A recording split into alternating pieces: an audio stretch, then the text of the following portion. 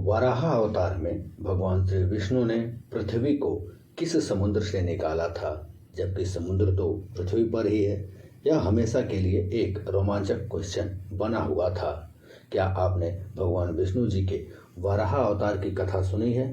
रोमांचक और भक्तिपूर्ण इस कथा में जितना धर्म का मर्म है, उतना ही आजकल लोगों में आश्चर्य और विश्लेषण का भाव भी है।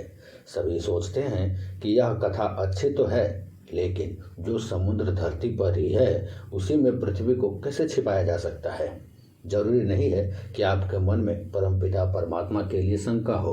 कुछ लोग तो अपनी जिज्ञासा मात्र के लिए ही पूछ बैठते हैं। यदि ऐसा है तो आज हम इस वीडियो में आपको अवश्य बताएंगे कि आखिर वो कौन सा समुद्र था जिससे भगवान विष्णु ने अपने वराह अवतार लेकर पृथ्वी को वहां से निकाला था। जय और विजय नाम के भगवान के 7वें द्वार के द्वारपाल थे।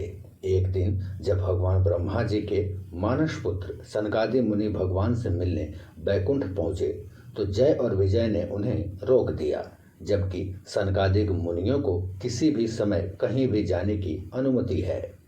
उन्हें रोकना गलत था, लेकिन जय और विजय को इस बात का ध्यान नहीं रहा और सनकादिक मुनियों के समझाने पर भी उन्हें अंदर नहीं जाने दिया। इसके परिणाम स्वरूप सनकादिक मुनियों ने जय और विजय को असुर हो जाने का घोर श्राप दिया और वे धरती पर जाकर असुर या राक्षस रूप धारण करेंगे। जब उन्हें श्राप मिला तो उन्हें अपनी गलती का एहसास हुआ और उन्होंने क्षमा मांगी। भगवान जी से ये वरदान मांगा कि हर जन्म में हमारी मृत्यु आप ही के हाथों हो। भगवान के बीच में हस्तक्षेप करने पर सनकादि ऋषियों ने उन्हें 3 जन्म तक राक्षस योनि में जन्म लेने का श्राप दिया था। जय और विजय बैकुंठ से गिरकर दक्ष प्रजापति की पुत्री और दैत्य माता दिति के गर्भ में आ गए। हिरण्याक्ष और हिरण्यकश्यप दोनों की मां दिति और पिता ऋषि कश्यप थे। दोनों जन्म से ही आकाश के समान बढ़ने लगे। उनका शरीर पर्वतों सा विशाल था और शरीर लौह के समान मजबूत था।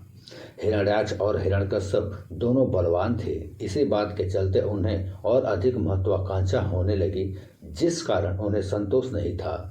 वे संसार में अजेयता और अमरता प्राप्त करना चाहते थे। हिरण्याक्ष और हिरण्यकश्यप दोनों अपने को तीनों लोकों में सर्वश्रेष्ठ मानते थे। हिरण्याक्ष स्वयं नारायण को भी अपने से भी तुच्छ मानने लगा था। एक बार की बात है जब हिरण्यकश्यप का भाई हिरण्याक्ष ने पृथ्वी को ले जाकर समुद्र में छिपा दिया था। फलस्वरूप नारायण ने वराह अवतार रूप धारण करके हिरण्याक्ष का वध किया और पृथ्वी को पुनः उसके कक्ष में पुनः स्थापित किया। इस कथा को सुनने के बाद मन में एक ही सवाल उठता है, वह यह कि आखिर जब समुद्र खुद पृथ्वी पर ही है तो हिरण्याक्ष ने पृथ्वी को उसी के समुद्र में कैसे डुबा सकता है? इसलिए इस बात को वैज्ञानिकों ने सिरे से नकार दिया था और कहते थे कि यह एक मनगढ़ंत कहानी है। शायद उनको पता नहीं, सनातन धर्म किसी भी अफवाहों या दंत कथाओं से नहीं बनता। ऐसा ही इस कहानी के उपलक्ष्य में हमें मिलता है नासा, जो अमेरिका की national aeronautics and space administration यानी राष्ट्रीय वैज्ञानिकी और अंतरिक्ष प्रबंधन एजेंसी है। उसके मुताबिक खगोल विज्ञान की 2 टीमों ने ब्रह्मांड में अब तक खोजे गए पानी के सबसे बड़े, सबसे दूर के जलाशय की खोज की है। नासा के वैज्ञानिकों ने, खगोलविदों ने पानी का सबसे बड़ा, सबसे दूर का जलाशय खोजा है। खगोलविदों की 2 टीमों ने ब्रह्मांड में अब तक पाए गए पानी के सबसे बड़े और सबसे दूर के जलाशय की खोज की है।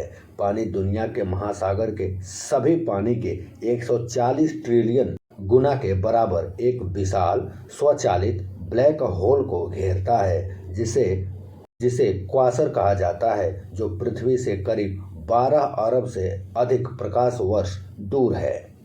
और हिरण्याक्ष ने पृथ्वी को इसी महासमुंदर, इसी ग्लाशियर में लाकर छिपाया था, जिसके ढूंढते हुए भगवान विष्णु वराह अवतार में यहाँ पर आए थे और पृथ्वी को इस समुद्र से निकालकर उसके कक्ष में स्थापित किया था। इसको वैज्ञानिकों ने प्रमाणित कर दिया है। यह एक और बात की ओर इशारा करता है कि यह पानी ब्रह्मांड में हमेशा से व्याप्त है, यहाँ तक कि ब्रह्मांड के बनने से पहले से भी।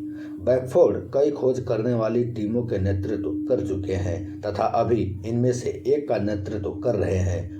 उनकी टीमों का खोज नासा द्वारा आंशिक रूप से वित्त पोषित है और एस्ट्रोफिजिकल जर्नल लेटर्स में दिखाई देता है।